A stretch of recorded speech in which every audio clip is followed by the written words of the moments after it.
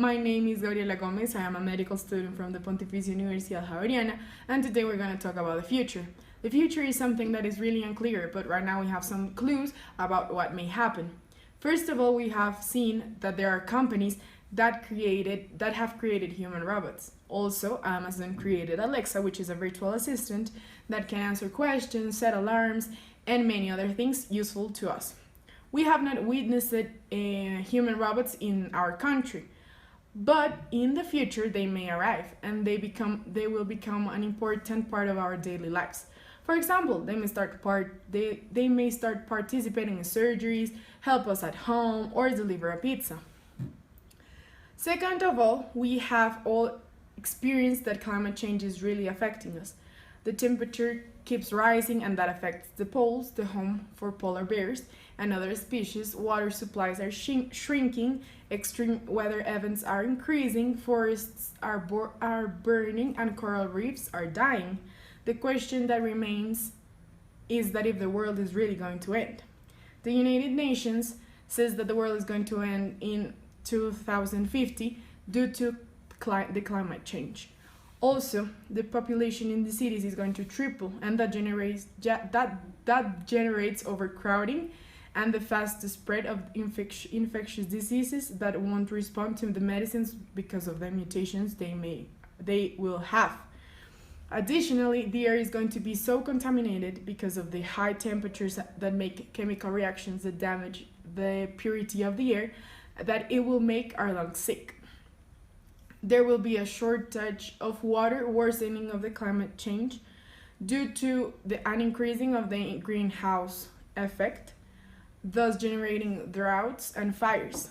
In addition, they will no longer be able to grow and fish will cease to exist, which translates into famines. Even though this theory exists, there are other people that think that climate change and its effects are completely false. Lastly, the anti-vaccine movement is growing and it interferes with the health system because the less people that get vaccines, the more infectious diseases are going to be. Also, diseases that were believed to be totally eradicated are likely to reappear, and that really scares society and the health system because we don't know how infectious diseases are going to be and if treatments are going to work. According to all of these facts, I decided to talk about with some people about what is going to happen to us in the future. The first one is Maria Jose Murillo, and we are going to talk to her about climate change and the anti-vaccine movement. Hello, Gabriela. How are you? So first, we are going to talk about the climate change. Do you believe that climate change is something that is really happening? Why? Of course, I believe climate change is a real thing. Not only because there is an astounding amount of research about it, but also because the effects of climate change are not only the result of a study, but they are evident to us. Even without having to do research, we can see those changes happening in our world. Do you think the world is going to end? Well, that is a difficult question. I don't think I know if the world is going to end, but maybe it will change drastically and be completely different from the way we know it now. Maybe even somewhere else, in another galaxy. Who knows? What can be done to mitigate the damage? There's a lot of things we can do to reduce the damage, but I feel like the first thing we need is to agree that there is an undeniable problem. Aside from that, I'm sure we can come up with better ways to make things as useful and environmentally friendly as possible. We know what's making the damage, and I think we are completely capable of reducing those harmful things and coming up with better ideas. Now we're going to talk about the anti-vaccine movement. What do you think about the anti-vaccine movement? Again, I feel like the most important thing here is to acknowledge the issue. I think there's a lot of misunderstanding about what the actual risks and cons that go into discussion, and I think it's very important to educate people considering how dangerous it could be for the anti-vax movement to become the new normal, to put it some way. What do you think are the effects of not vaccinating?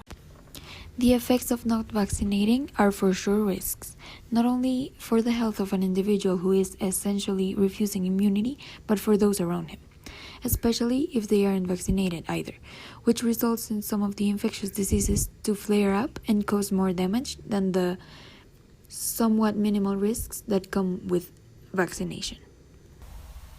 And lastly, since you're gonna be part of the health system, what do you think can be done?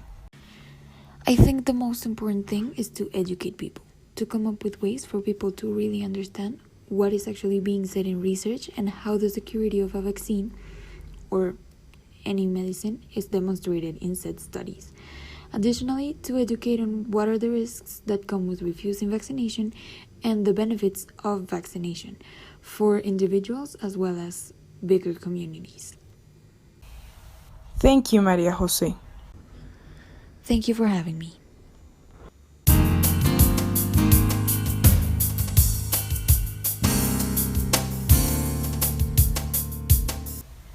Now we're going to talk about human robots with Maria Lucia. Hello, Maria Lucia.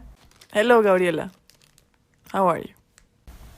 Do you think human robots are going to become an important part of our lives? Yes, I do, because it's become something very popular.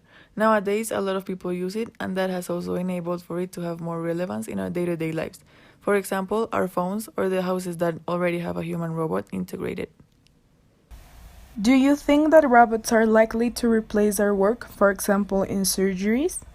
I don't think so, because even though there are a lot of robots with many different functions developed, there still needs to be a human to operate it.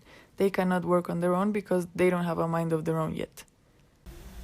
What do you prefer, a world without human robots or with human robots?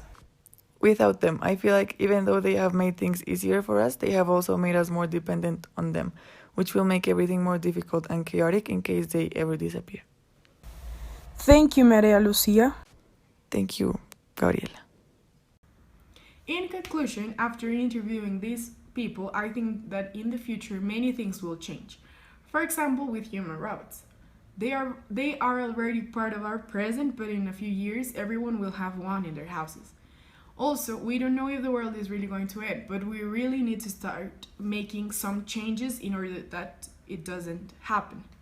It is important to remember this quote: "The past cannot be changed.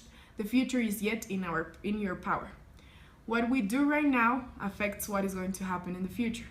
We need to start making changes in our lifestyle, caring about the environment, promoting vaccines, and start thinking about how to live in a world with human robots that will ultimately be a fundamental part of the daily life. Thank you.